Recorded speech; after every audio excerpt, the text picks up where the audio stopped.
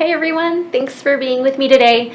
Okay, so I do think that this is going to be the last episode in this series. So, the series we've been doing has been about communication and relationships, and I think I've exhausted most of the topics. So, there's a big topic that I didn't bring up, and that's parenting. I think I touched on it here and there. And the reason that I don't really want to get into that too much is that I actually see that as its own. It needs its own series.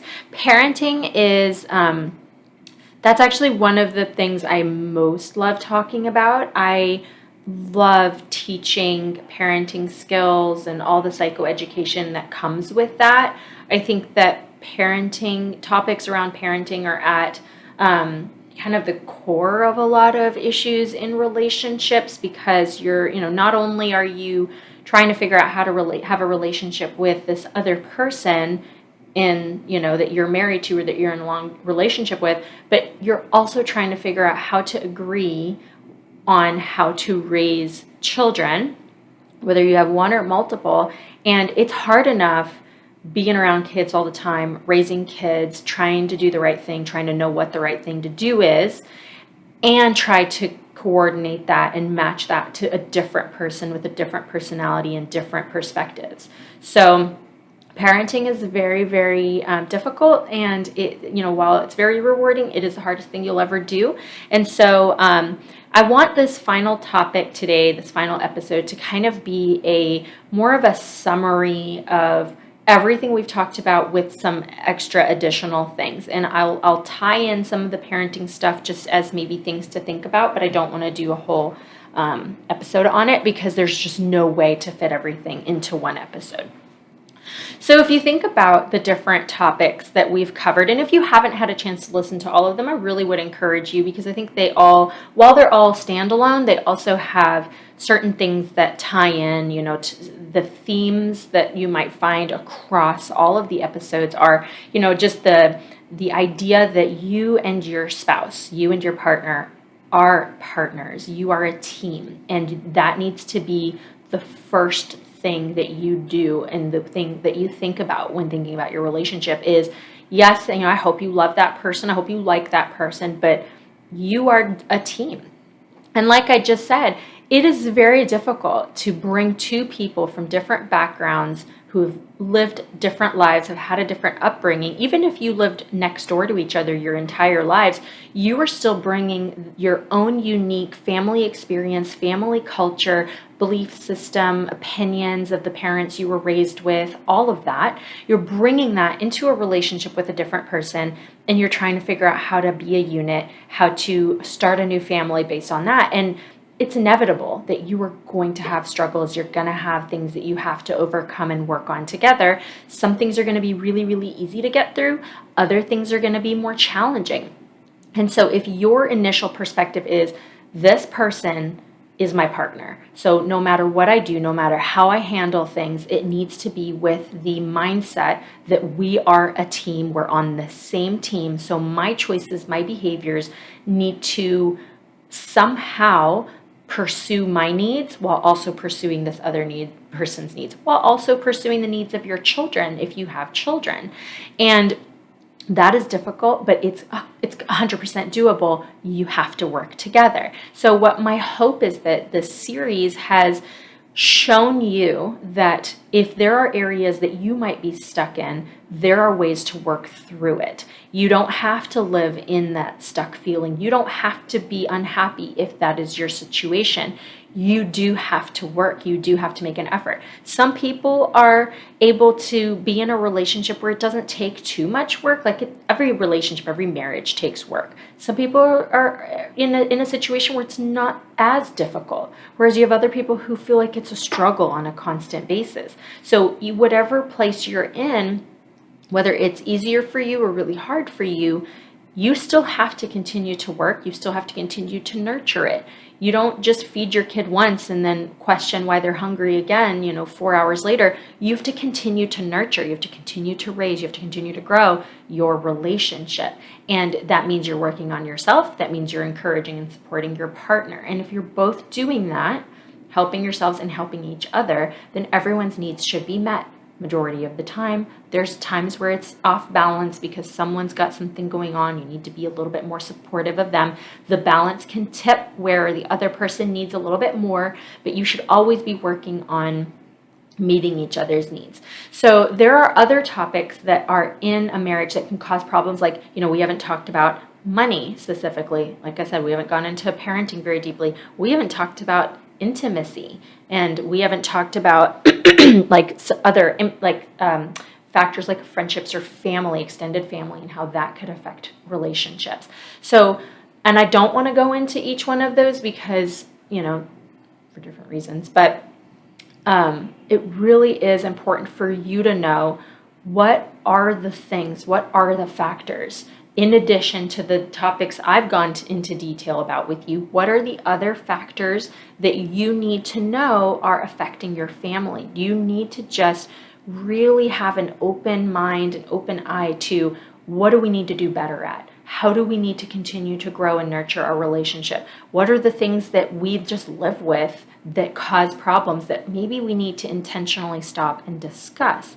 And we've talked about being more appreciative of each other. We've talked about apologizing when you're wrong. We've talked about how to talk to each other, how the tone of voice, the attitude, respect, trust, friendship in the relationship.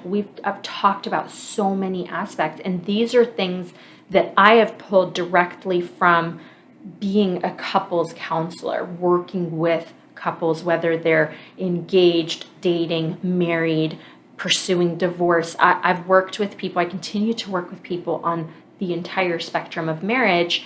I've had clients who are divorced who are coming in to learn how to co-parent together while divorced, so it really is up to you to figure out what are the strengths in your relationship, what are the weaknesses in your relationship, and what do you need to do to really fine-tune the things that need work. How do you, in certain situations, you may need to establish something for the very first time, a way to respect each other you've never done before, or a way to merge finances the way you've never done them before, or you need to figure out how to talk to each other in a way you've never talked to each other before. And then other things, it's just tweaking little things here and there to improve it. So I hope that, and honestly, sorry, I'm going to go back one sec. I've heard, which I love this, I've heard from so many people over the span of this series, just people have reached out to me who have kind of given me a little bit of insight into how certain topics helped them. And that has been great for me for a lot of reasons. First of all, I love hearing people's stories. Second of all, it's just nice to hear that people are listening to this. But mostly it gives me direction on, okay, this is good. This is what people are struggling with. These topics are resonating with couples or maybe just one person. And then I've had lots of people tell me they've gotten their spouse to listen to certain topics or episodes or all of them because they didn't realize there was a need. They didn't realize there was a certain topic that I covered was actually significant in their relationship. And so if you've been a passive listener, thank you for listening. But if you feel like you need to move yourself from passively listening to actively making changes as a result of what you've listened to, please do that. And you can reach out to me at any time and bounce ideas off of me. I'm not always fantastic at getting back to people because I see clients all day. But if you reach out to me and you haven't heard back from me, reach out to me again and bother me. It's not bothering me, but harass me, reach out to me. But also seek counseling if you need it. So if you are the kind of person who has listened to this and already been implementing the changes, I want you to be super proud of that because you have taken control of the most important relationship in your life. And I say that knowing that you also have other important people, like you have children and all of that. But your marriage, your relationship to your spouse is the foundation of every other relationship in your life. It's the foundation that helps you be a better parent or co-parent together in a way that is helpful, healthy, successful for your children and preparing them for good lives. It's the way now, the foundation of how you feel about yourself, right? If you're in a in a bad place in your marriage, you probably don't feel great about yourself individually. That's going to create an unhappiness or a disappointment or just a kind of a feeling of just not really understanding the whole purpose of your identity, right? So it can really break you down. And then also having a healthy relationship gives you that foundation to go to work and be a happier person or to have healthy relationships with other people. Yes, you can have those things without having a healthy relationship, but it will be impacted if you are having an unhealthy marriage, a relationship at home. So don't underestimate how important this relationship is. Don't underestimate your needs in the relationship. Don't underestimate meeting the other person's needs in this relationship. You have to be very aware of the fact that it's not about you, it's not about the other person, it's about you together and being a good unit.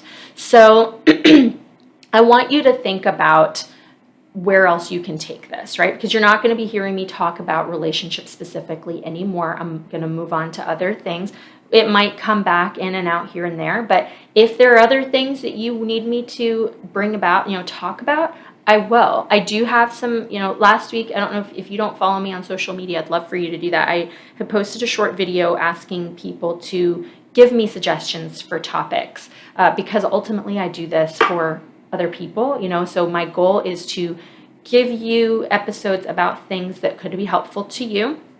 Some things are going to be helpful to some people, not so much to others, and vice versa. But I did have some feedback, people that sent me messages privately about some relationship topics. I'm choosing not to mix them into this relationship series because I think they deserve kind of a different kind of approach. So, but if there's anything specific to relationships that you still want to hear about, doesn't matter if this series is over. I'm going to be doing random things. I'm going to be doing series. Some of the topics I got are not really going to require a full episode. The suggestions that I got, they might be a little short, video that I post on social media. Or if you're not following if you're not on my email list, please join that because then I send stuff out that way as well. And then over time, I have other things that I want to work on, some different courses that I want to put together that I've already started working on, and things like that. So really the best way to know all the things I'm doing is to be on my email list and then follow me on social media. That's where you'll definitely not miss all the things that I'm doing and going to be doing. But so today, again, is kind of a summary. It's kind of a bringing it all together for you. I do want you to kind of, as we close this, I do want you to really be thinking about kind of one question. I want you to be asking yourself, how do I see my spouse? How do I feel about my spouse? Do I have the feelings towards them that I wish I had, or that that I expected to have, that I'm happy to have?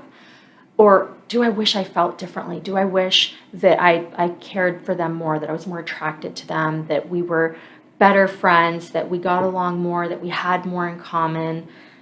If there is something missing, I want that to be the way that you choose to nurture your relationship. Those questions, those are the ones that you need to ask yourself. No one can answer them for you.